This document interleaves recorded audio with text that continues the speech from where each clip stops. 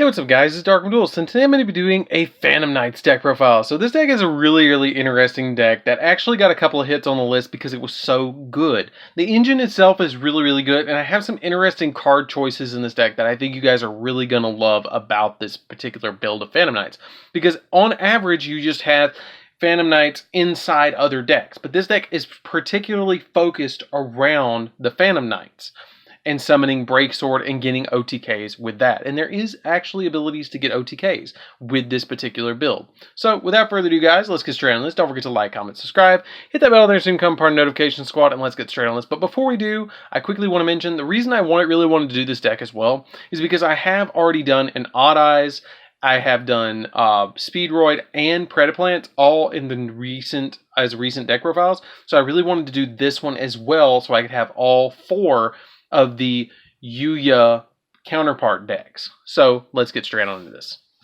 So first off, we're going to be playing 3 copies of the Phantom Knights of Ancient Cloak. So Ancient Cloak is basically like the big searcher of the deck. If it's in the graveyard, you can banish it to add a Phantom Knight card from your deck to your hand, and it also has the ability that a lot of people forget, that if it's on the field, you can switch it to defense position, target a card your opponent you control, and boost its attack by 800, which is pretty good.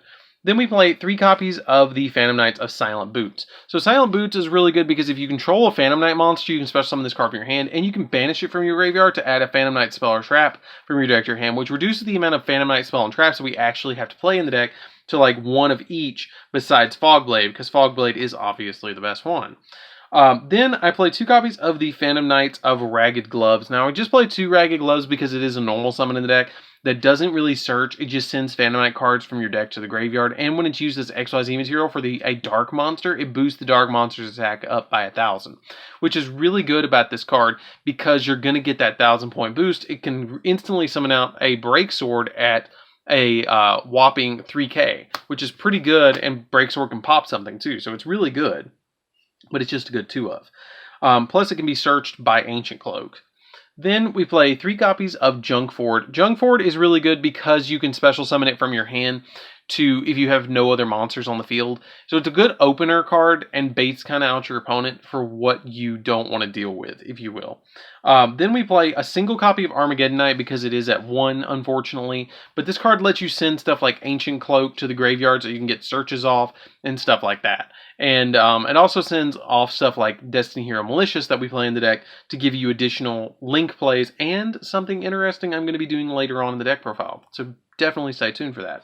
1 copy of Dark Grepher. Dark Grepher lets you special summon it from the hand by discarding a level 5 or higher dark monster from your hand. And then once per turn, you can discard a dark to send a dark from your deck to the grave, which can be really important for the deck if you do have multiple Maliciouses. If you have Malicious in your hand, then you really want to get rid of it, so you need to get rid of the Malicious with something like Dark Grepher.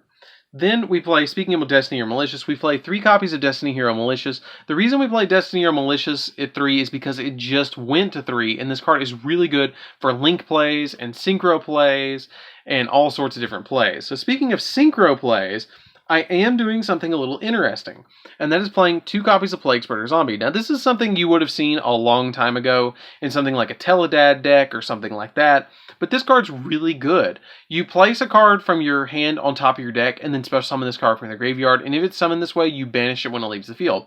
It's almost like a Phantom Knight.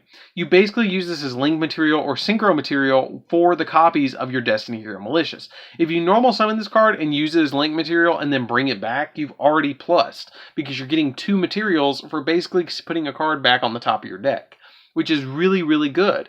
And this card can also summon out really powerful cards like Beel's Void Ogre, and even something that a lot of you probably haven't even thought of, and that's High Speed Roid Chambara. This card's really easy to summon out with just a Junkford, and then normal summoning the Plague Spreader, you can summon High Speed Roid Chambara and swing twice at your opponent, which is pretty good, to be honest. Then, speaking of, dark monsters, since we are playing a dark deck, you have to play Dark Armed Dragon. This deck is really easy at manipulating how many dark cards we have in the graveyard, and it's really easy to establish 3 in the grave at any given time. So we want to play Dark Armed Dragon, and this deck is really quickly becoming one of my favorite decks to playtest because it plays so many of my favorite cards, like Plague Spreader Zombie, Dark Armed Dragon, the Phantom Knight Engine, Breaksword, Dark Rebellion, Void Ogre, Beel's, stuff like that. Like, all those cards are some of my favorite cards that you can actually summon. Then we play Ash Blossom, because Ash Blossom is the best hand trap, and you need it to 3 of in the deck. It's really important to play Ash Blossom in the deck, because you just need that extra negation out of this deck, because this deck does put out a lot of negates on board. And the really cool thing about playing Dark Armed Dragon in here is it's kind of like a pseudo boss monster, if you will, because you can just special summon it from your hand by having 3 dark monsters in the grave and then start banishing things that you don't need, like the extra copy of Malicious, or Dark Greffers, or Plague Spreaders that you're not going to bring back, to just kind of blow out the opponent and OTK them. So that's it for the monsters, guys. Let's get into the spells. So for the spells, we're going to be playing 3 copies of Called by the Grave. Called by the Grave is a really good card in this deck because Called by the Grave just stops our opponent from hand trapping us because we do a lot of searching in this deck. 3 copies of Super Polymerization because we can summon Starving Venom Fusion Dragon in this deck and Mud Dragon really easily off of this card, and it does really stop our opponent. Now, something I've thought about dropping in the deck is the extra copy, an extra Super Poly target, which would be the new Predaplant that takes 3 dark monsters on the field, but I really don't want to put that in here because I have to be playing against a dark deck to summon that. So it's kind of weird to actually summon that one. A lot of times I end up summoning Mud Dragon or something like that, but I never really summon anything higher than a Starving Venom. So then we play 3 copies of Allure of Darkness because everything just about is dark. And if you have like an extra copy of Malicious in your hand, you can get it out of your hand with Allure of Darkness, and then get extra cards in your hand by drawing them. And then 1 copy of Rhoda because the majority of the stuff that we're playing is dark. So it's really easy to get stuff into the hand, like your extra copies of Silent Boots. Usually I'm searching a Silent Boots or a Dark Greffer, because you need the Dark Greffer if you have Malicious in hand. You're going to need the Dark Greffer to get the Malicious out of hand, and then you can just link summon with the Malicious that you special summon and get into an instant link 3 off of sending the Malicious to the grave and having the Dark Greffer on the field. Or go into like a Wee Witch and then have an extra Dark Greffer in the grave to then special summon like normal summon like Plague Spreader, and then special summon something like Void Ogre to have a negate on field that's a 3500 walking body negate if you don't have another card in your hand. So that's it for the spells, guys. Let's get into the traps. So this deck is actually really versatile too. Like, you guys should really definitely try this out. 1 copy of the Phantom Knight's Shade. Basically, it special summons itself if you don't have another trap in your grave, which all your traps just about banish themselves from the grave, so it's not that big of a deal to get them out of the grave. But you just basically play as a 1-of because you can search it, and it just puts itself on field as a level 4, 0/0. Actually, I think it's 0/300. It might as well be 0/0. But 0/300, and you can use it as link material pretty much. And I sometimes use that as XYZ material to go into Dark Rebellion. 1 copy of Phantom Knight Wing. Phantom Knight Wing's effect is really good because if it would be used as a XYZ material, or you can target a monster on the field. Like if I have Breaksword on the field, I can target the Breaksword and make it go up by 500. And if it's gonna be destroyed, it's not destroyed. So I can use this to target the Breaksword on my field, and then use Breaksword's effect to pop itself and then pop opponent's card, and it's not destroyed by its own effect 1 time per turn, or by battle once per turn, which is pretty cool. And you can banish from the graveyard to target a Phantom Knight monster in your graveyard and special summon it.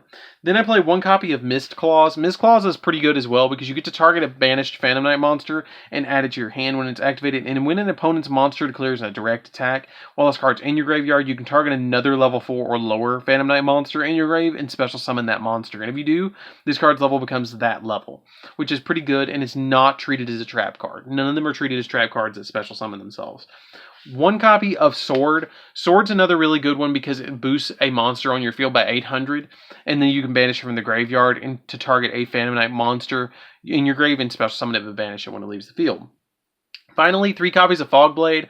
Fogblade is basically like Fiendish Chain, but you can't attack the monster that's equipped with this card. It negates a face-up monster's effects while it's on the field, and you can banish from your graveyard to target a Phantom Knight card in your grave and special summon it, which is pretty good as well to be able to special summon additional Phantom Knight cards from your graveyard to be able to just get those back. Basically, these are like the wing. Basically, it's like this. These are Monster Reborn. These 5 are Monster Reborn when they're in the grave. Just remember that. So that's it for the traps, guys, and the main deck. Let's get into the extra deck. So for the extra deck, we're going to be playing 2 copies of Breaksword because the Breakswords are really good in the deck. Breaksword basically lets you target a card on your side of the field by detaching material and target a card on your opponent's side of the field and destroy them.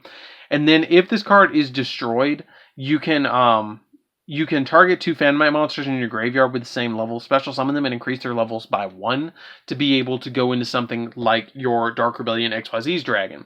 This card, and you have to summon Dark, so that's when we play Dark Rebellion. This card just basically is a big beat stick. Dark Rebellion is pretty much just a big beat stick. And if you're playing Phantom Knights, you need to play Dark Rebellion. One copy of Dante is my only other XYZ monster I play in this deck because you can mill cards off the top of your deck. And it's really easy to just mill cards off the top of the deck and have a 2,500 body on board. For the Link monsters, we're going to be playing a Boral Sword because it helps OTK really, really easily. Unicorn to pop or to spin stuff. Phoenix to pop back row, and Cerberus to pop monsters. These cards really are good for the deck. The Cerberus and the Phoenix are obviously something that I play a lot. Wee Witches, I play double Wee Witch in the deck because Wee Witch is really good in the deck to be able to boost your monsters by 500 that are all dark. Starving Venom because it's a super poly target and is really easy to summon. And same thing for Mud Dragon. Mud Dragon's really easy to summon in the deck too because you just use Super Poly and summon it with 2 monsters your opponent controls with different attributes, but the same type, but different types, but the same attribute. High Speed Roid Chambara is really easy to summon in this deck because it's basically just a Plague Spreader plus any level 3 monster to summon Chambara. Void Ogre is really easy to summon because it takes a Dark Tuner and a non-dark or any other monster, and it's just a walking spell and trap negates, like Sheehan if you don't have cards in your hand. And then a Beals, like you could change the Void Ogre for any other like card you want. Any other level 8 synchro you want to play, you can play it. But I basically use this for malicious Plague Spreader plays. Like these cards let me go into these cards really easy, into Beals and Void Ogre. So that's it for the deck, guys. I hope you enjoyed this one. I thought it would be fun to play Phantom Knights with kind of a twist to them that you usually don't see. But it's really budget to play Phantom Knights nowadays. Like I think the most expensive card in the main deck is like $5 maybe. So it's not that bad to play Phantom Knights. I mean, the extra deck is a little bit expensive, but a lot of it's generic stuff that you should have. But none of it's really expensive since the Mega 10's release. So anyways, guys, this is DarkArmedDuelist. Don't forget to like, comment, subscribe. Tell me what you think of this video down in the comments down below. Definitely hit that bell so you can become a part of the notification squad. And I'll see you guys in the next video. See you around, guys.